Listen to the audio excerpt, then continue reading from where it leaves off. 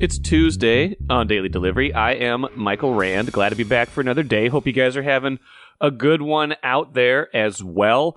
Really good show coming up. Really excited to bring you an interview with Falcons beat writer down at the Atlanta Journal-Constitution. Orlando Ledbetter will be my guest here in just a few minutes to talk Falcons quarterback situation. Why would I be interested in the Falcons quarterback situation? Well, of course, because they seem to be interested in Kirk Cousins. In fact, that seems to be their number one target as a quarterback upgrade this offseason. Now, whether he gets that far, whether he and the Vikings agree to something in the next week or so before he becomes a free agent, or if he hits the market, that still remains to be seen, but it sure sounds like Atlanta is very interested in Kirk Cousins based on everything I've read and based on that conversation I had with Orlando Ledbetter. So you'll hear that here in just a few minutes. He'll lay out kind of what they are up to, what their thought process is, things of that nature. So again, really excited to bring you that here in a few minutes. I'll have some extra Vikings thoughts after that about the draft, about the Broncos, about Russell Wilson. Lots of quarterback talk swirling right now. A lot of it interconnected. It's fascinating to me. That's what makes the NFL great, right? Not just the games, but the offseason, the games within the games. That is what makes this league great. That's what makes this league number one in our consciousness and our hearts in this country. Former Twin Josh Donaldson announced on Monday that he is retiring. I will have some thoughts on that because there is some interesting connectedness there too with the current Twins, the past Twins, what that big free agent signing meant, what that, how that all went down, things like that. So I'll get to the Josh Donaldson retirement here in a little bit. First, though, what did I miss? Got to start with the Wolves. They finished their homestand Monday night, grinded out a win over Portland, 119-114. Sounds close. It was like 115-101 with about a minute left, and then Portland kind of didn't even throw a scare into them, just got the game close in the final few seconds. So it wasn't really like a nail biter down the stretch, but a strange homestand nonetheless, right? They went 4-3 on this 7-game homestand. There were 3 sets of back-to-back games on a 7-game homestand. They beat the Nets, the Spurs, the Grizzlies, and the Trailblazers. So 4 not great teams that they beat on the homestand. The teams you really wanted them to beat, they lost to. Lost to the Bucks coming out of the break in that big Friday night ESPN televised game. Lost to the Kings in overtime the other day. That was just a good game. That's a tough one, but a good game.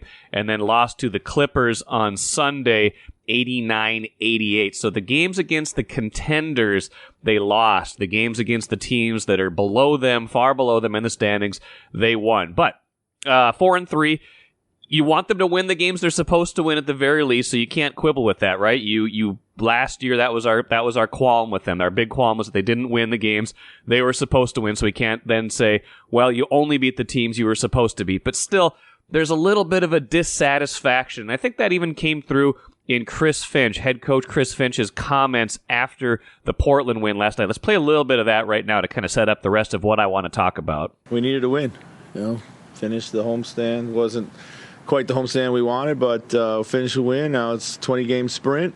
Go on the road, get some focus, and a lot of big games coming up. But we absolutely had to have this one, so all credit to the guys that got it done. So, we got a team right now in the Wolves that we know their baseline. We know that they are, barring any kind of like big injuries, we know they have kind of a bar they're not going to go below. They've got enough veterans, enough solid guys, enough stars that they're going to beat the teams they're supposed to beat. They can give enough of an effort on those nights. They're not going to plummet. They're not going to go on like an 8-game losing streak or something. They're always going to have this kind of reservoir where they can get above.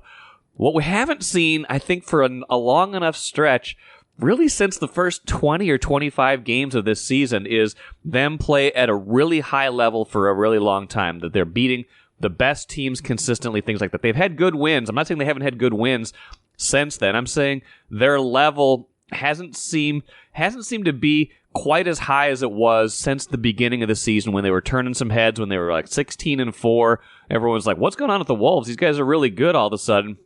Again, the record is great, 43-19. I'm not complaining about the results. I'm complaining about a little bit of the process at this point. Like, what exactly are they? And this leads to where is this team going to find itself after these final 20 games? They're going on a 6-game road trip. They're going to get tested on this 6-game road trip. They got games against the Clippers and the Lakers out in LA. Those will be good tests. They're going to have good tests the rest of the season. But by and large, this is kind of like jockeying for position, making sure you're fine-tuning things, getting yourself ready for the playoffs. What kind of playoff team is this going to be at this point? Is this team going to have enough shooting in the playoffs? Is this team going to have enough poise in the playoffs? Because, man, I look at this and I say, finish 1, 2, or 3 in the West, and there's still not going to be an easy first-round matchup. I know we keep harping on this, but, God, it's just, past years you might have gotten some kind of break. Here is what the bottom of the West looks like right now. 6 through 10 in the West right now are Suns, Kings, Mavericks, Lakers, Warriors. That's 6 through 10. So if you finish 3, you're probably going to get one of those teams. You finish 2 or 1, you're probably going to get like the Lakers or the Mavericks, maybe the Suns, the Warriors, like teams that have struggled some this year, teams that on paper you would say you favorably match up against in terms of record, in terms of what you've accomplished this year, but teams with like all-time greats on them. Like, do you want to face Kevin Durant and Devin Booker, Bradley Beal in the first round? Do you want to face Luka Doncic in the first round? Do you want to face LeBron and Anthony Davis in the first round?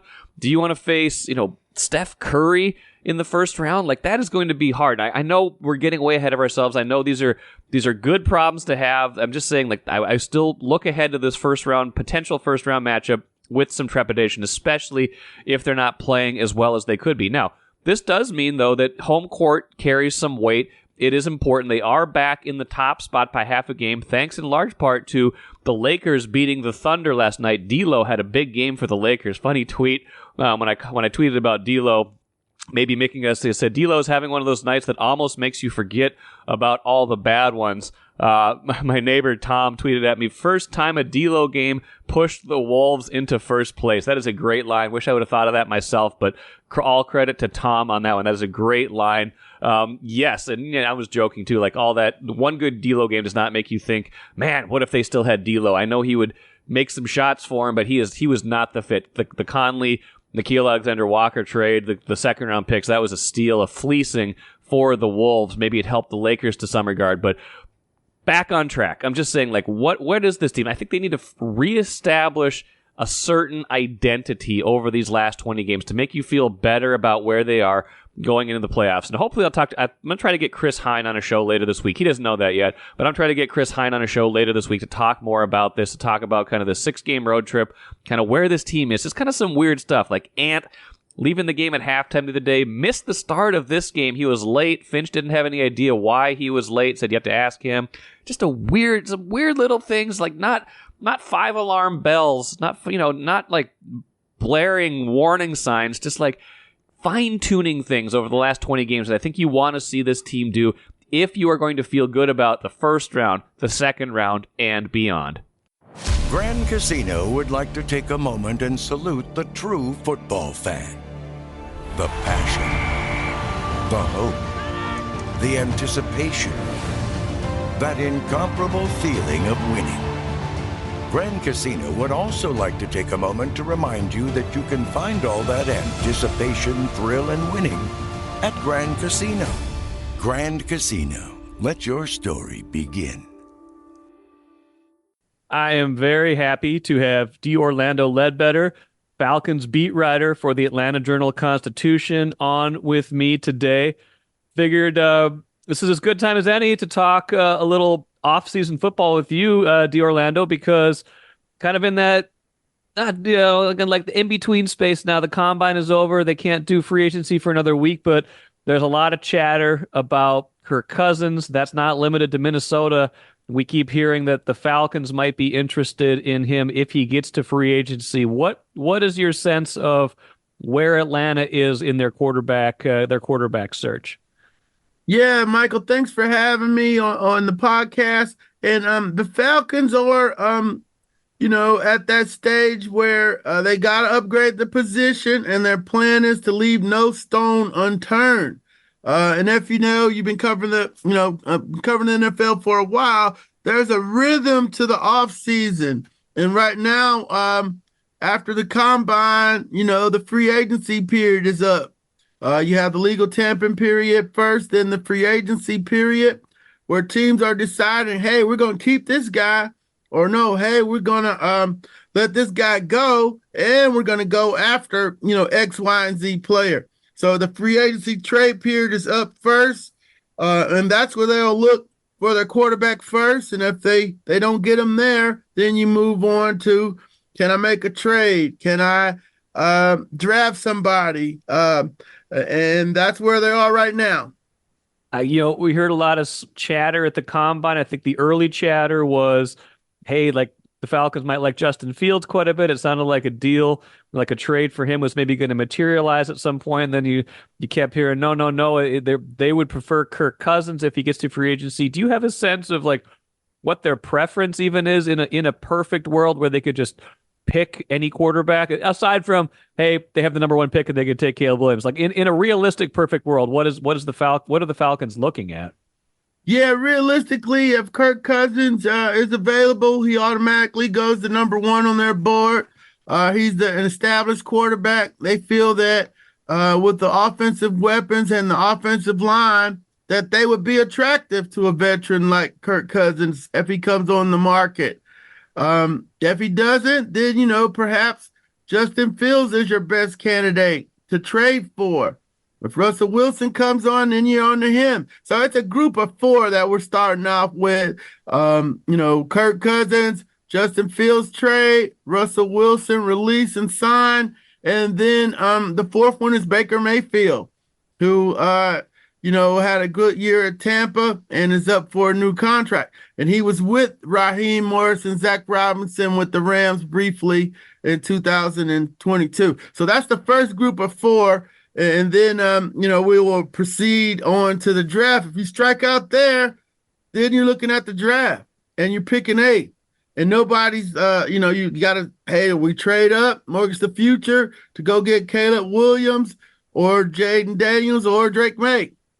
But the 3 teams at the top of the draft need quarterbacks too. They're probably not trading. So that's the problem, right? Like all these teams are like, we'd love one of these guys. Why would Chicago, Washington, or New England make a trade? Like, unless one of those decides, hey, we'd rather have a veteran, we're going to address quarterback later. Like, all those teams need a quarterback. Yeah, no doubt. Chicago, Washington, and New England, unless they decide, hey, we're going to pick our quarterback in the 6th round because it's good luck because Tom Brady was there. Right. Unless they do something bizarre like that, then you start looking at the second tier of quarterbacks, Michael.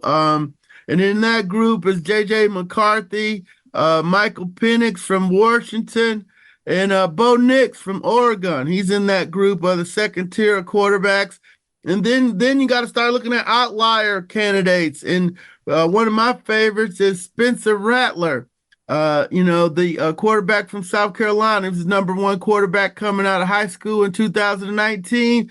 Little bumpy college career, but he has arm talent and can run the ball a little bit. So if you're looking for that mobile quarterback guy, he could be in play for you. But we've been scouting the quarterbacks here since Matt Ryan got up there in age, and Spencer Rattler's been a guy that's been on the radar screen for a while now.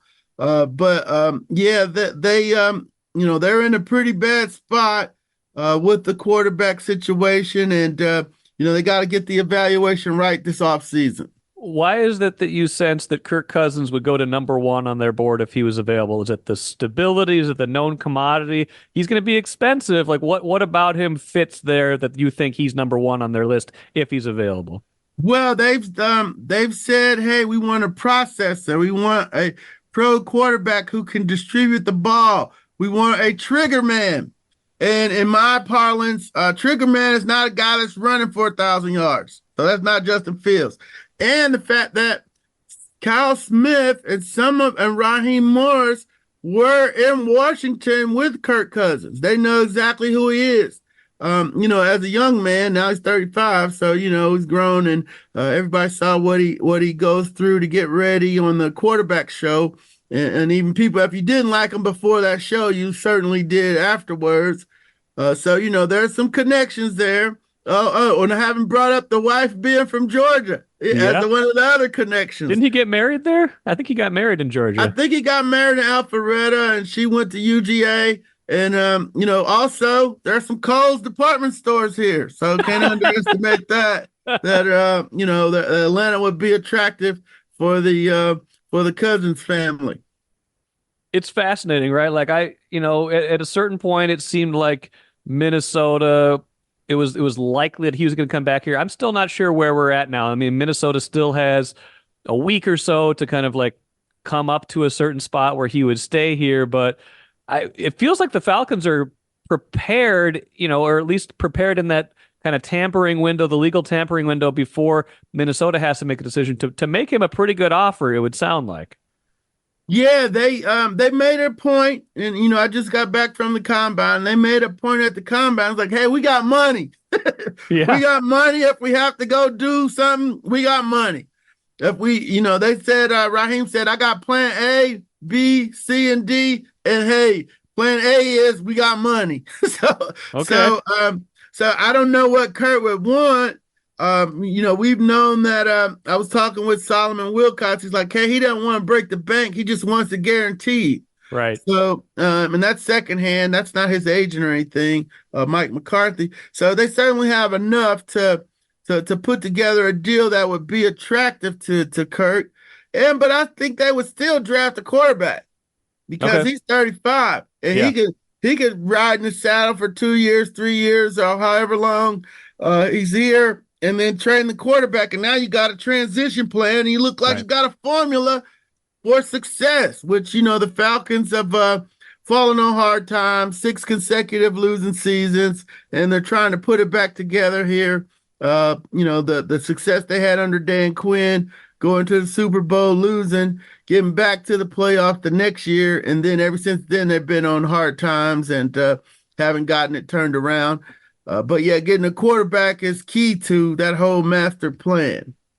Kind of seems to me like Matt Ryan, who was there forever, is kind of a cautionary tale in two directions. In one direction, it's like, did Atlanta hang on to him for a little bit too long, not have enough of a succession plan as he started to age out, and not play at that MVP level that he was at 7 or 8 years ago? Also, you say once they moved on from Matt Ryan, grass hasn't exactly been greener, which is kind of some of what the Vikings are maybe thinking here. Like, hey, got a good thing going with Kirk Cousins. What your floor is with Kirk Cousins. It's going to be a pretty high floor. How do you think about that as you think about the trajectory of the Falcons quarterback situation in their room over the years? Yeah, they absolutely botched the transition. They did it. Somebody convinced the owner that they needed to sign Deshaun Watson. They got in the Deshaun Watson derby and didn't want to guarantee the $245 million, which is understandable. Yeah. But at that point, Matt Ryan's ticked and wants to be traded. So I'm like, okay, we didn't get him, but we're not trading you because we don't have a quarterback. So go sit in the corner and be mad. But they decided to trade him for nothing. They gave up a third-round pick, got a third-round pick from the Colts, which was nothing, and decided to hitch their wagon to Marcus Mariota and then drafted Desmond Ridder. And, Luke Fickell convinced Arthur Smith that Ridder could do it. And, he got a shot at it, and it wasn't very pretty. 12 touchdown passes, 12 interceptions, 12 fumbles, 7 lost. And you can't play in the NFL turning the ball over at that kind of rate. So they absolutely botched the transition from Matt Ryan. I would have done things a little bit differently. It's easy to say that now. Okay, but if you don't get Deshaun Watson, then you go back and kiss and make up with Matt Ryan. So you have a better plan than Marcus Mariota and Desmond Ridder. You get the sense that Falcons feel like they would be a playoff team, a favorite in their division if they can figure out quarterback? Yeah, no doubt. Because Coach Raheem Morris said, hey, if we had better quarterback play in Atlanta last year, I wouldn't be standing here talking to y'all. Because, the defense was middle of the pack for most of the season. The running game was elite, top 10, but they had absolutely no passing game.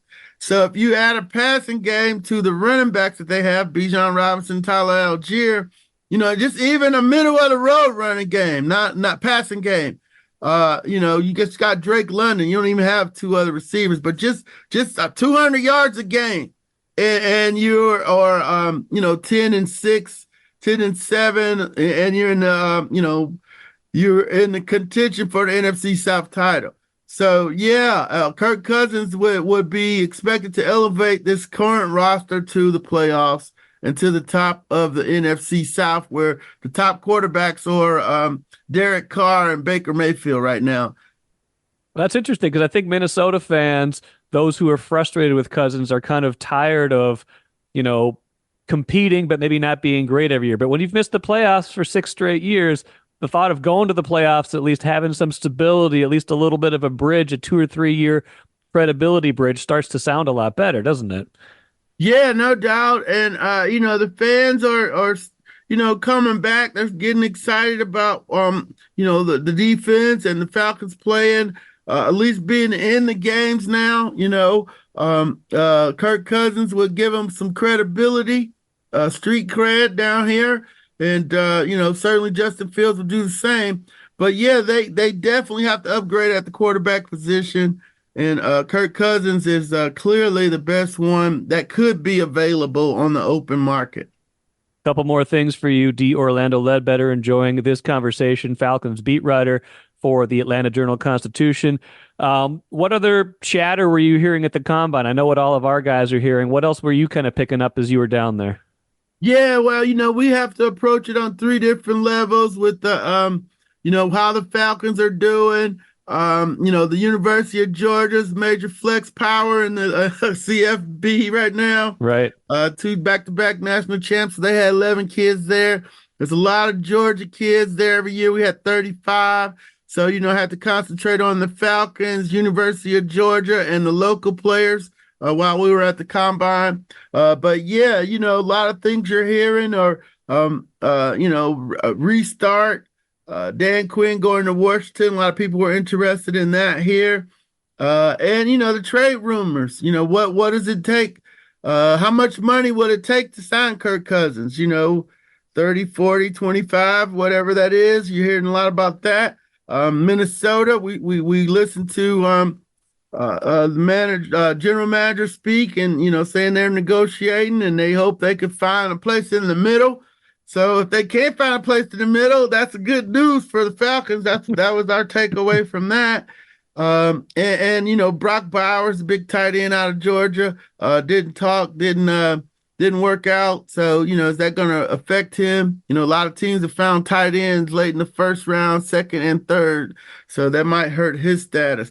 So that's kind of what we were keeping our ear to the ground for was, hey, what's going to happen in this quarterback situation, and nothing definitive came out. We kind of know what it would cost to go up to 1 just because Carolina did it last year. We kind of know, hey, is Justin Fields worth for 2nd, 3rd, or 4th? How much do you give up for Justin Fields? They got an extra 3rd from the Calvin Ridley trade, so that makes sense to me.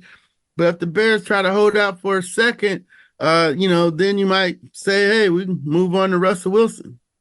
I don't have a great sense for where this is all going. I feel after the Combine, after all the chatter we heard, after everything coming out of, Atlanta, everywhere else, I'm shifting more towards thinking that Cousins leaves and goes probably to Atlanta. But do you have a guess right now how this is going to play out for the Falcons quarterback situation?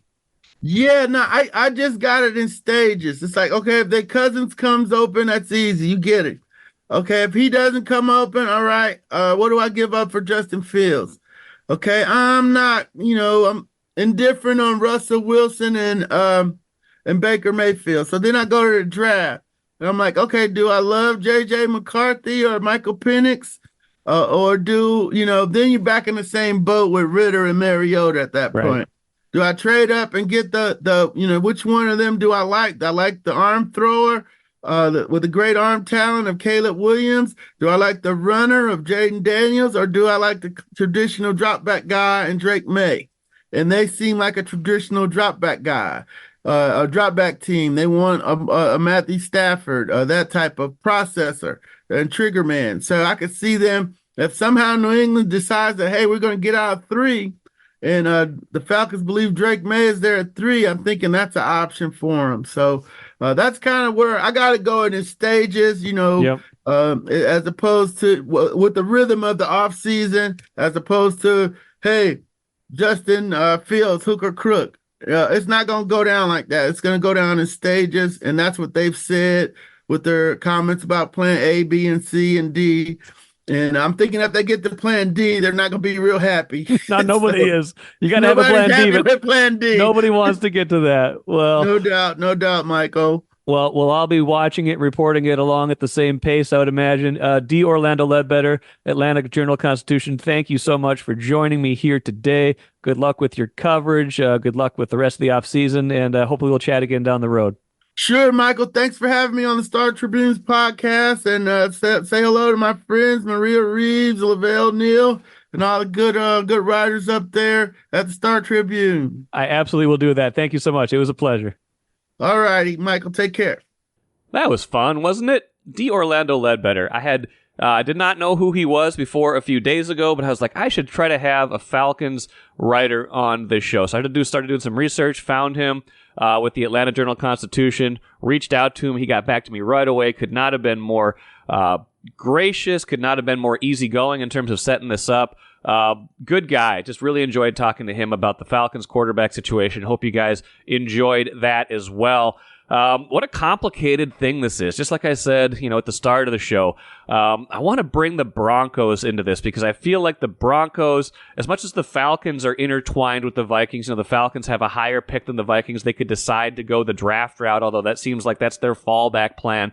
The Broncos seem very much intertwined with the Vikings right now in multiple ways. One, they have the 12 pick. The Vikings are 1 pick ahead of the Broncos. Vikings finished 7-10.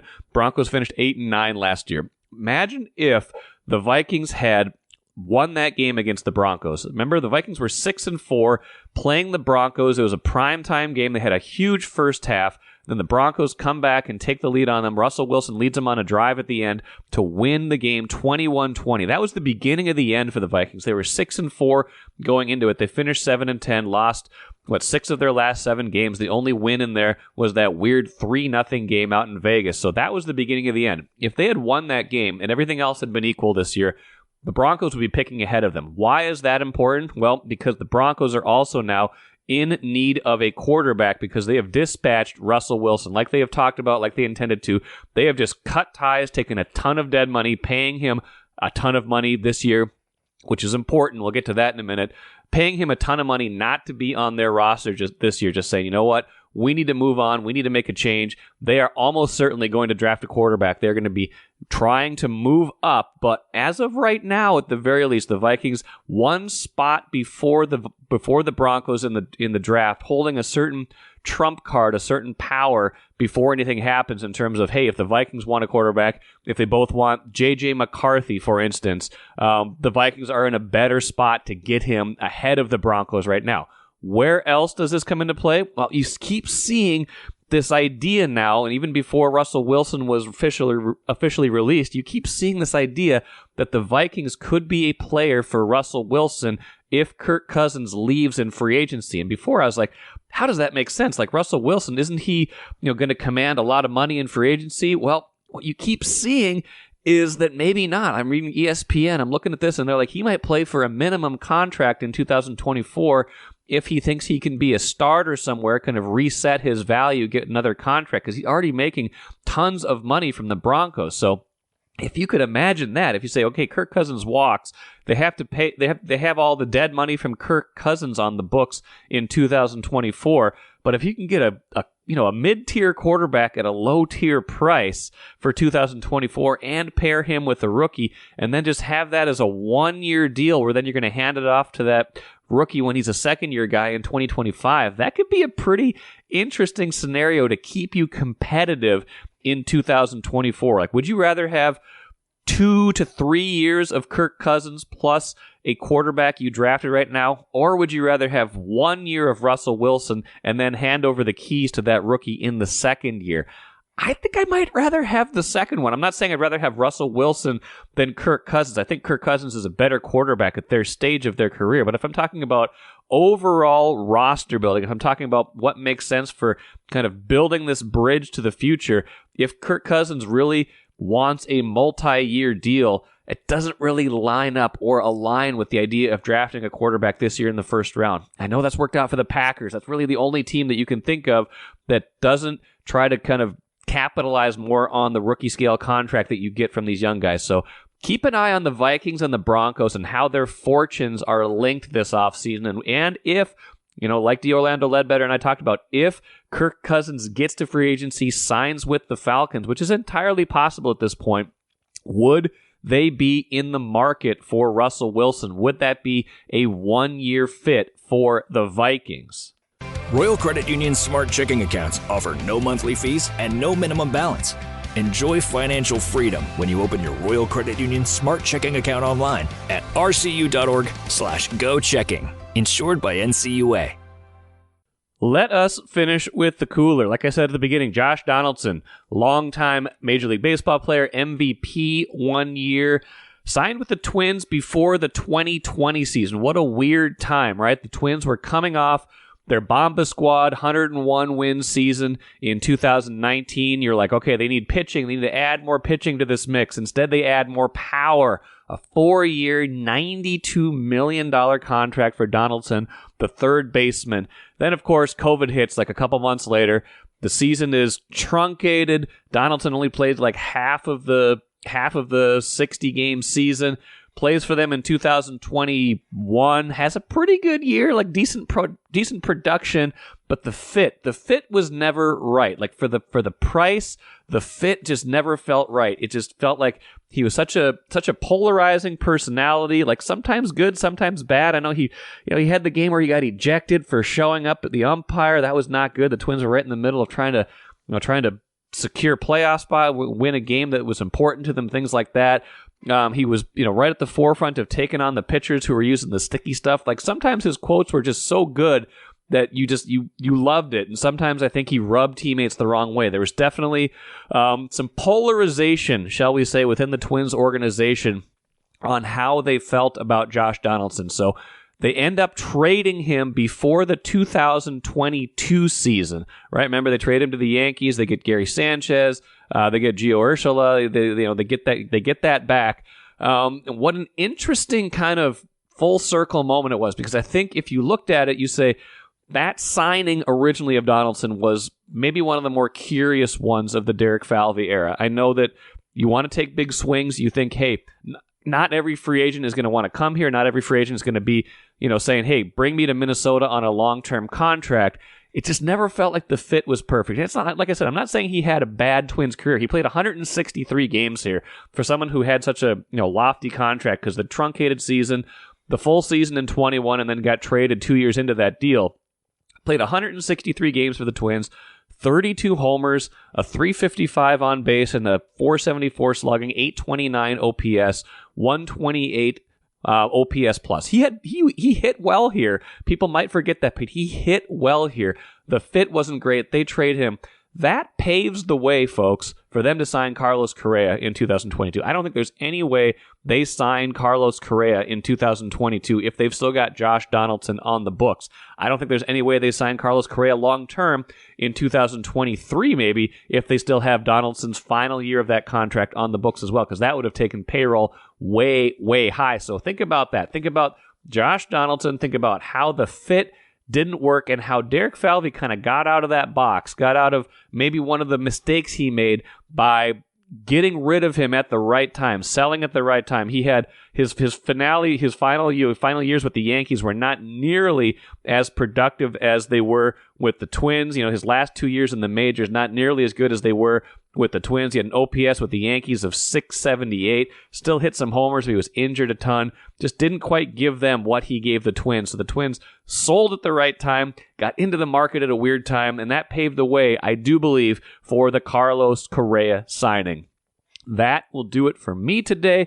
Good stuff coming up tomorrow. Sarah McClellan expected to join me to talk about the Wild trade deadline just a few days away. They are on the road right now, of course, because the boys hockey tournament taking over XL Energy Center, but I want to pick Sarah's brain on how these past, couple weeks, the losses, especially to those teams close to them, how that might shape their trade deadline discussions, even with all these no-move clauses on the team. So that'll be coming up tomorrow. Until then, I am Michael Rand. Enjoy the rest of your Tuesday. We'll talk to you tomorrow.